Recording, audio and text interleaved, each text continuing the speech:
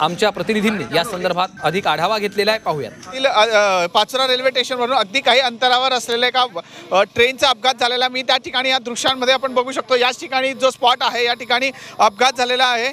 पुष्पक एक्सप्रेसचा हा अपघात झालेला आहे। पुष्पक एक्सप्रेसचे जे लायनर होते ते जे चाकांचे लायनर होते ते तापल्या गेल्यानंतर त्यामध्ये आग निर्माण झालेली होती अशी अफवा उडली होती आणि त्या आगीचा धुवा हा बुगीमध्ये होत असताना त्या ठिकाणी नागरिक जे प्रवासी होते ते घाबरलेले होते आणि घाबरलेल्या प्रवाशांनी हे रेल्वेच्या पट्टीच्या बुगीमधून बाहेर कुदी मारण्याचा प्रयत्न केला। तर त्याच ठिकाणी समोरून येणारी जी गाडी आहे त्या गाडीवरून साधारण समोरच्या येणाऱ्या गाडीवरून रेल्वे कटिंग झालेली आहे आणि यामध्ये 11 लोकांचा मृत्यू झाल्याचा प्राथमिक अंदाज शासनाच्या वतीने सांगण्यात आलेला आहे। या ठिकाणी मोठ्या प्रमाणात जे आहे अग्निशामक दल असो या रेल्वे प्रशासन असो या दवाखाना प्रशासनचे विभाग असे अधिकारी असो या ठिकाणी पोहोचलेले आहे आणि हाच तो स्पॉट आहे ज्या ठिकाणी हे अपघात घडलेले आहे। सुमारे संध्याकाळच्या 4:30 ते 5 दरम्यानमध्ये ही घटना घडलेली आहे आणि या ठिकाणी जे आहे अद्यापही अनेक लोकांना हे जे जळगावच्या रुग्णालयात दाखल करण्यात आले,